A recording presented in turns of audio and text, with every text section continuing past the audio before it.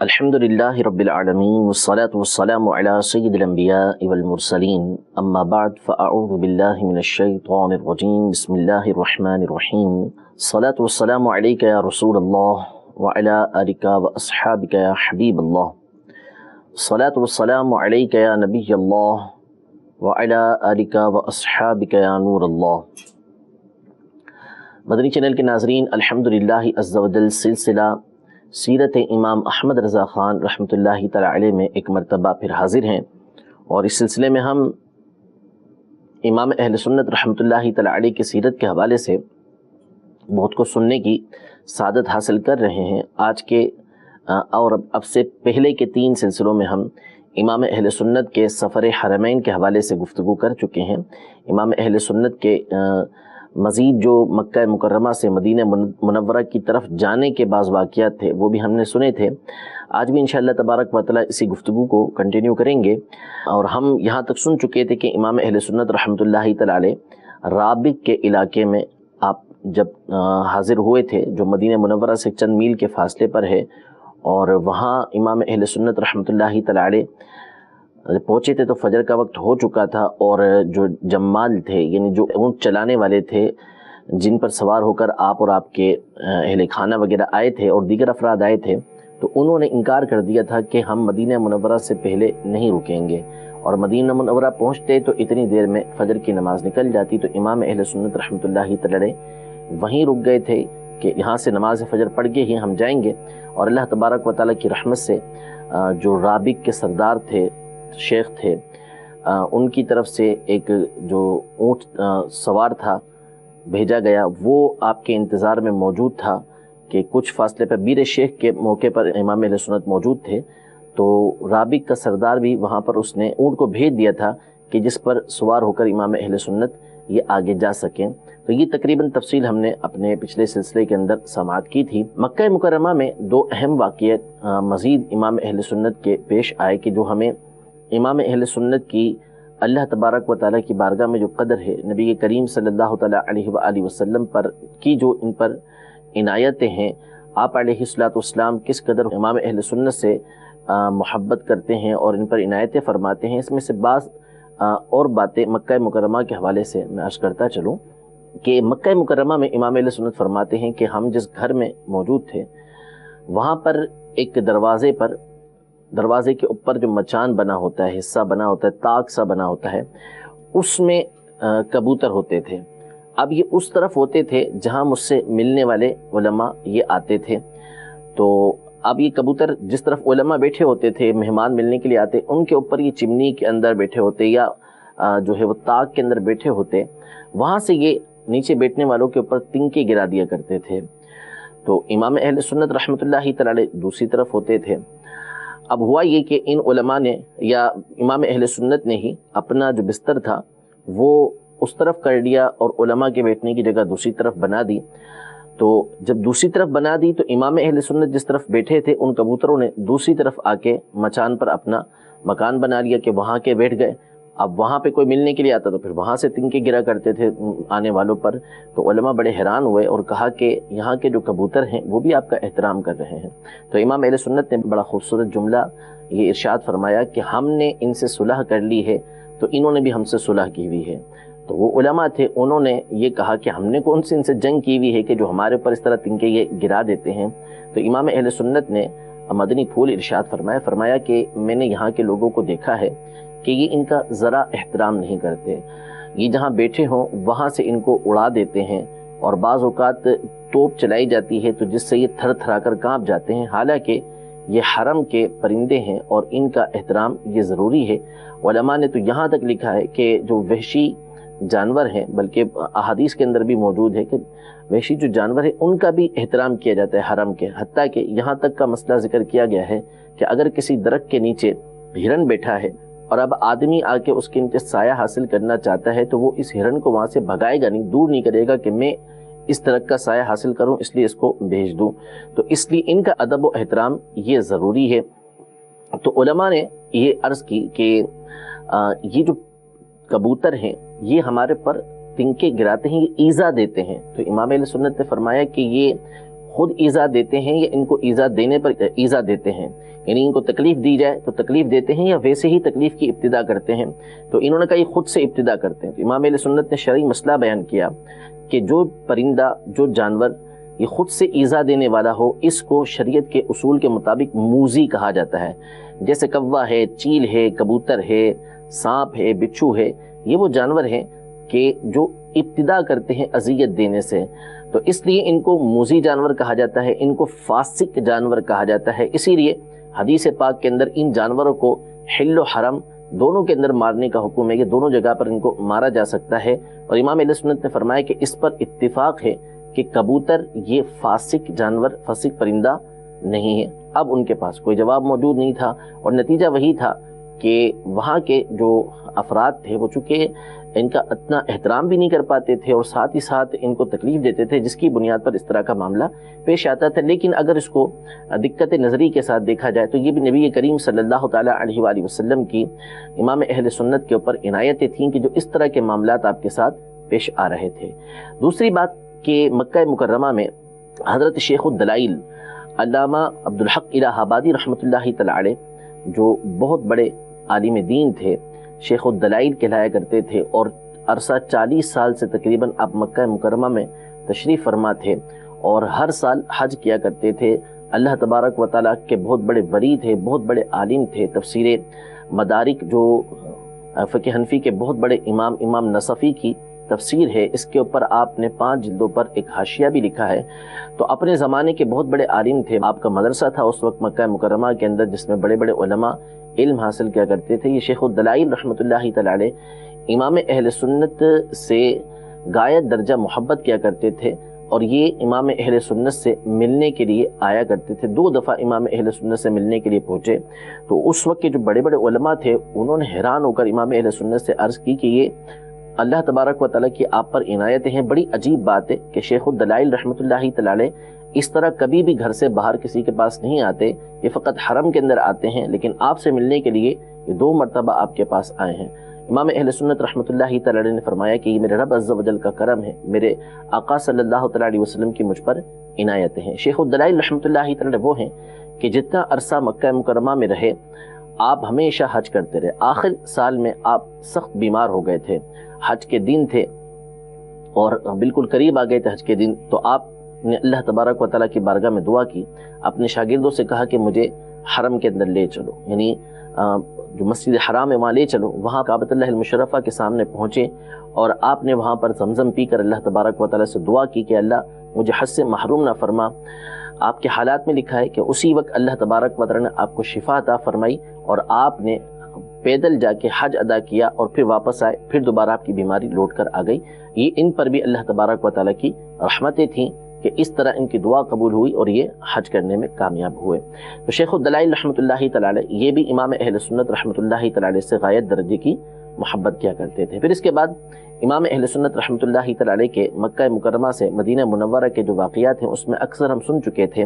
بیر شیخ پر جب امام اہل سنت پہنچے تو آپ فرماتے ہیں کہ اب جو سامان تھا وہ تو پیچھے رابق کے اندر رہ گیا تھا، لہذا بدن پر جو کپڑے تھے وہ میلے ہو چکے تھے۔ مدینہ منورہ اسی حالت کے اندر پہنچے اور اتفاق سے پاؤں کا جوتا بھی کچھ پیچھے نکل گیا تھا، تو ننگے قدم، ویسے بھی اعلیٰ حضرت امام اہل سنت کی عادت تھی کہ آپ مدینہ منورہ کے اندر ننگے قدم ہی رہا کرتے تھے، یا اکثر اوقات آپ وہاں پر ننگے قدم ہی رہا کرتے تھے۔ تو امام اہل سنت رحمۃ اللہ تعالی علیہ فرماتے ہیں کہ اسی حالت میں جب ہم مدینہ منورہ پہنچے تو سرکار دو عالم صلی اللہ تعالی علیہ وسلم کی بارگاہ میں حاضری دینا تھی۔ اب مدینہ منورہ کے آداب میں سے یہ ہے، نبی کریم صلی اللہ تعالی علیہ وسلم کی مسجد کے آداب میں سے یہ ہے کہ مکہ مکرمہ میں تو یوں تھا کہ جیسے ہی بندہ مکہ مکرمہ پہنچے تو فوری طور پر وہ مسجد حرام میں حاضر ہو،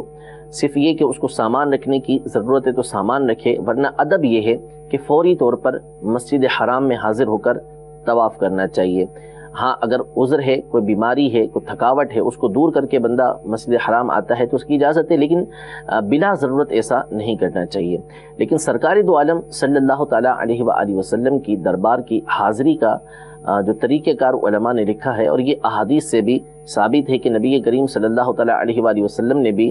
ان کو پسند کیا تھا، وہ صحابی کہ جو مدینہ منورہ آئے اور انہوں نے اطمینان کے ساتھ غسل کیا، پھر نبی کریم صلی اللہ تعالیٰ علیہ وآلہ وسلم کی بارگاہ میں حاضر ہوئے۔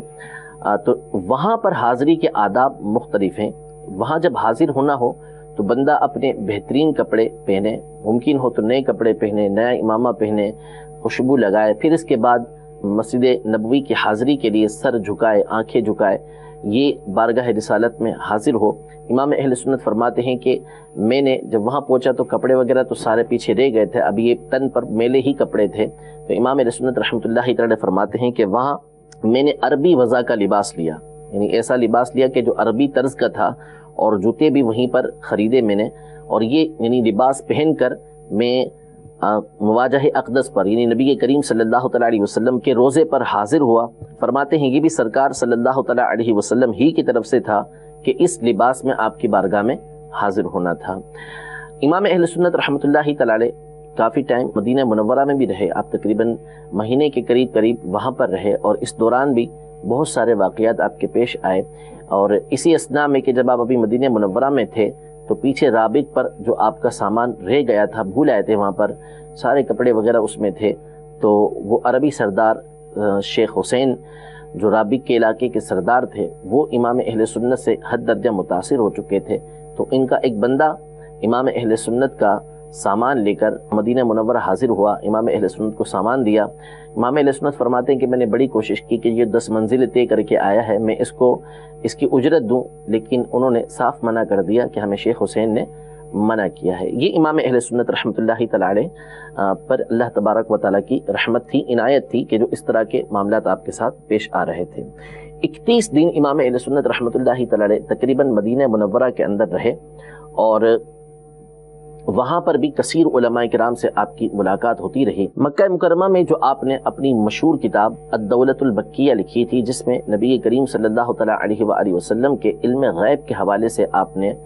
دلائل دیے تھے، اور بڑے بڑے علماء نے وہاں پر تقریزیں لکھی تھیں۔ خود گورنر مکہ نے اس کتاب کو بڑا پسند کیا تھا۔ امام اہل سنت کی کتاب یہاں پر بھی لے کر آئے تھے، اس کی نقل یہاں پر لے کر آپ آئے تھے۔ یہاں پہ بھی علماء کو جب وہ کتاب دکھائی گئی انہوں نے بڑا پسند کیا اور اس پر تقریزیں لکھی، اپنے تاثرات لکھے۔ البتہ چونکہ اس کے اندر ایک بحث تھی علوم خمسہ کی کہ جو 5 علم ہیں وہ نبی کریم صلی اللہ تعالیٰ علیہ وسلم کو حاصل ہیں یا نہیں، یعنی جو سورہ لقمان کے اندر 5 علوم بیان کیے گئے ہیں وہ نبی کریم صلی اللہ علیہ وسلم کو دیے گئے یا نہیں۔ اس پر چونکہ بعض علماء انکار کرتے ہیں، تو مفتی شافعیہ علامہ برزنجی رحمۃ اللہ تعالیٰ علیہ جب ان کو یہ کتاب سنائی گئی تو انہوں نے ویسے پوری کتاب پسند کی، لیکن اس مسئلے کے اوپر ان کا اختلاف تھا، تو انہوں نے امام اہل سنت سے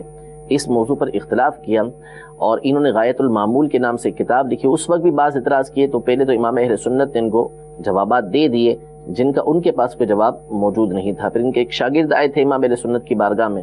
وہ گفتگو کرنے لگے تو اعلیٰ حضرت امام اہل سنت رحمۃ اللہ تعالیٰ علیہ کے شہزادے مولانا حامد رضا خان رحمۃ اللہ تعالیٰ علیہ نے ان کو جوابات دیے تھے۔ پھر جب انہوں نے رسالہ لکھا غایۃ المعمول کے نام سے، تو امام اہل سنت نے پھر ایک کتاب لکھی ان کے جواب میں، اس کے اوپر ہی حاشیہ لکھا جس کا نام تھا الفیوزات الملکیہ، اور اس میں امام اہل سنت نے ان کے جو بھی اعتراضات تھے سب کے جواب دیے، اور پھر اس کے بعد اپنے ایک بہت بڑی کتاب لکھی انباء الحی کے نام سے، انباء الحی بان کلامہ المصون عن کل شیء، یعنی اللہ تبارک و تعالیٰ کا جو کلام ہے، یعنی قرآن مجید فرقان حمید، یہ ہر چیز کے بارے میں خبر دینے والا ہے، اس کے اندر ہر چیز کی خبر موجود ہے، ہر چیز کا بیان موجود ہے۔ یہ امام اہل سنت رحمۃ اللہ تعالیٰ علیہ نے کتاب لکھی، اور یہ وہ عظیم الشان کتاب ہے کہ جس میں جہاں علم غیب کے امام اہل سنت نے دلائل دیے ہیں، ساتھ ہی ساتھ عشق رسول کا ایک ٹھاٹھے مارتا ہوا سمندر اس کتاب کے اندر موجود ہے۔ حتیٰ کہ عرب کے بعض علماء کا یہاں تک قول ہے کہ اگر کوئی اپنے عشق رسول کے اندر اضافہ کرنا چاہتا ہے تو امام اہل سنت کی یہ کتاب انباء الحی کا وہ مطالعہ کرے، یعنی یہ عربی زبان میں کتاب ہے، اگرچہ کہ اس کا ترجمہ بھی ہو چکا ہے۔ اس کے بارے میں ان علماء کا یہ کہنا ہے کہ جو اپنے عشق رسول میں اضافہ کرنا چاہتا ہے وہ اس کتاب کا مطالعہ کرے۔ یہ انباء الحی کے اندر امام اہل سنت کی جو کتاب ہے اس کے اندر یہ گفتگو انباء الحی کے حوالے سے علماء نے یہ ارشاد فرمایا ہے۔ مدینہ منورہ میں امام اہل سنت رحمۃ اللہ تعالیٰ علیہ کی یہ عادت کریمہ تھی کہ آپ صرف ایک مرتبہ آپ کا جانا یہ قباء شریف میں ہوا، اور ایک مرتبہ آپ سیدنا امیر حمزہ رضی اللہ تعالیٰ عنہ کے مزار پہ گئے. یعنی ایک دفعہ قباء شریف گئے کیونکہ نبی کریم صلی اللہ علیہ وسلم وہاں تشریف لے جاتے تھے، اور ایک مرتبہ سیدنا امیر حمزہ رضی اللہ تعالیٰ عنہ کے مزار پہ گئے کیونکہ وہاں پر بھی نبی کریم صلی اللہ تعالیٰ علیہ وسلم تشریف لے کر جاتے تھے. اور باقی سارا وقت امام اہل سنت رحمۃ اللہ تعالیٰ علیہ کا مواجہ اقدس کے پاس گزرا کرتا تھا، وہیں آپ اپنا وقت گزارا کرتے تھے، وہاں سے کہیں اور امام اہل سنت نہیں جایا کرتے تھے. اور یہ اپنی کتاب کے اندر بھی امام اہل سنت رحمۃ اللہ تعالیٰ علیہ نے لکھا ہے کہ جتنا ہو سکے نبی کریم صلی اللہ تعالیٰ علیہ وآلہ وسلم کے دربار اقدس میں بندہ حاضر رہے اور وہاں پر ہی اپنا وقت گزارے. باقی اس کے علاوہ جو دیگر مزارات ہیں ان پر بھی حاضری دینا چاہیے، لیکن اکثر وقت امام اہل سنت فرماتے ہیں کہ نبی کریم صلی اللہ علیہ وسلم کے مواجہ میں ہی گزرنا چاہیے، ان کے پاس ہی گزارنا چاہیے. اور یہیں امام اہل سنت رحمۃ اللہ تعالیٰ علیہ نے نبی کریم صلی اللہ تعالیٰ علیہ وآلہ وسلم کی شان میں ایک زبردست نعت بھی لکھی، اور اپنا استغاثہ، اپنی فریاد بھی نبی کریم صلی اللہ علیہ وسلم کی بارگاہ میں پیش کی، اپنی تمنا بھی نبی کریم صلی اللہ علیہ وسلم سے عرض کی. جو مشہور و معروف واقعہ ہے کہ آپ نبی کریم صلی اللہ علیہ وسلم کی بارگاہ میں اس بات کے ملتجی ہوئے کہ آپ کو نبی کریم صلی اللہ تعالیٰ علیہ وسلم جاگتی آنکھوں سے دیدار کروائیں. امام اہل سنت رحمۃ اللہ تعالیٰ علیہ کی ذات گرامی وہ ہے کہ جن کی زندگی نبی کریم صلی اللہ تعالیٰ علیہ وآلہ وسلم کی محبت کے اندر تھی، حضور علیہ الصلوۃ والسلام کے دفاع میں ساری زندگی امام اہل سنت گزارتے رہے. حضور علیہ الصلوۃ والسلام کے قصیدے، حضور علیہ الصلوۃ والسلام کی سیرت، حضور علیہ الصلوۃ والسلام کی باتیں ہی امام اہل سنت ہمیشہ بیان کرتے تھے. آپ کا معیار نبی کریم صلی اللہ تعالیٰ علیہ وسلم کی ذات گرامی تھی، اور ہم اس بات کا غالب ظن رکھتے ہیں کہ اللہ تبارک و تعالیٰ نے کئی مرتبہ امام اہل سنت کو نبی کریم صلی اللہ تعالیٰ علیہ وآلہ وسلم کا دیدار نصیب فرمایا ہوگا. اب کی بار امام اہل سنت رحمۃ اللہ تعالیٰ علیہ نبی کریم صلی اللہ علیہ وسلم کی بارگاہ میں ملتجی ہوتے ہیں کہ سر کی آنکھوں سے آپ کا دیدار کرنا ہے. لہذا آپ مواجہ اقدس پر، یعنی جو سنہری جالیاں ہیں اس کے عین سامنے ساری رات کھڑے ہو کر نبی کریم صلی اللہ علیہ وسلم کی بارگاہ میں التجا کرتے ہیں. اب وہ زمانہ تھا کہ جب وہاں آرام سے بندہ کھڑا بھی ہو سکتا تھا، التجائیں پیش بھی کر سکتا تھا. تو امام اہل سنت رحمۃ اللہ تعالیٰ علیہ ساری رات نبی کریم صلی اللہ تعالیٰ علیہ وآلہ وسلم کی بیداری کے عالم میں آپ کے نصیب میں یہ زیارت نہیں لکھی ہوئی تھی. جب دوسرا دن آیا تو امام اہل سنت رحمۃ اللہ تعالیٰ علیہ نے ایک نعت لکھی جس میں نبی کریم صلی اللہ تعالیٰ علیہ وآلہ وسلم کے اوصاف ذکر کیے، اور پھر آخر میں امام اہل سنت نے عاجزی کی انتہا کر دی اور نبی کریم صلی اللہ تعالیٰ علیہ وآلہ وسلم کی بارگاہ میں بڑی التجا کی. اللہ تبارک و تعالیٰ نے آپ پر کرم فرمایا، نبی کریم صلی اللہ علیہ وسلم کی آپ پر عنایت ہوئی، اور آپ نے جاگتی آنکھوں سے نبی کریم صلی اللہ علیہ وسلم کا دیدار کیا. اور وہ مشہور و معروف نعت امام اہل سنت کی یہ تھی کہ وہ سوئے لالازار پھرتے ہیں، تیرے دن اے بہار پھرتے ہیں. یعنی نبی کریم صلی اللہ تعالیٰ علیہ وآلہ وسلم لالازار یعنی گلستان کی طرف، باغ کی طرف آ رہے ہیں، اور جب نبی کریم صلی اللہ تعالیٰ علیہ وسلم باغ کی طرف توجہ فرماتے ہیں، اس طرف آ جائیں تو پھر بہار، یعنی جس کی وجہ سے گلستان کے اندر بہار ہوا کرتی ہے، باغ کے اندر ایک خوشی ہوا کرتی ہے، اس کی رونقیں ہوتی ہیں، وہ بہار بھی بہار بن جاتی ہے، یعنی اس کی بھی ایک عید ہو جاتی ہے، اس کو خود بہار مل جاتی ہے جب نبی کریم صلی اللہ تعالیٰ علیہ وسلم کسی باغ کے اندر تشریف لے آئیں. یہ پوری نعت آپ نے لکھی، نبی کریم صلی اللہ تعالیٰ علیہ وسلم کے بہت سارے فضائل اس میں بیان کیے، اور آخر میں آپ نے نبی کریم صلی اللہ تعالیٰ علیہ وآلہ وسلم کی بارگاہ میں یوں عرض کیا، یعنی اس اشارتاً یوں عرض کیا کہ کوئی کیوں پوچھے تیری بات اے رضا، کوئی کیوں پوچھے تیری بات اے رضا، تجھ سے کتنے ہزار پھرتے ہیں. یعنی تیرے جیسے تو بہت سے یہاں پر پھرتے ہیں، تو تیری بات کوئی کیوں پوچھے گا. یہ ایک دل کی تمنا تھی نبی کریم صلی اللہ تعالیٰ علیہ وسلم کو دیکھنے کی، کہ اس انداز میں گفتگو کی کہ کسی طرح نبی کریم صلی اللہ تعالیٰ علیہ وآلہ وسلم جاگتی آنکھوں سے اپنا دیدار کروا دیں. اللہ تبارک و تعالیٰ کو نبی کریم صلی اللہ تعالیٰ علیہ وسلم کو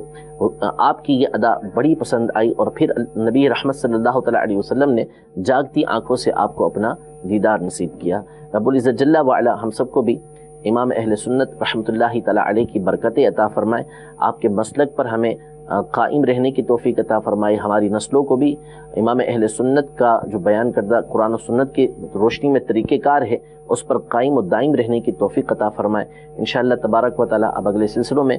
مزید امام اہل سنت کے دوسرے حالات سننے کی سعادت حاصل کریں گے، آپ کی مختلف کتابوں کا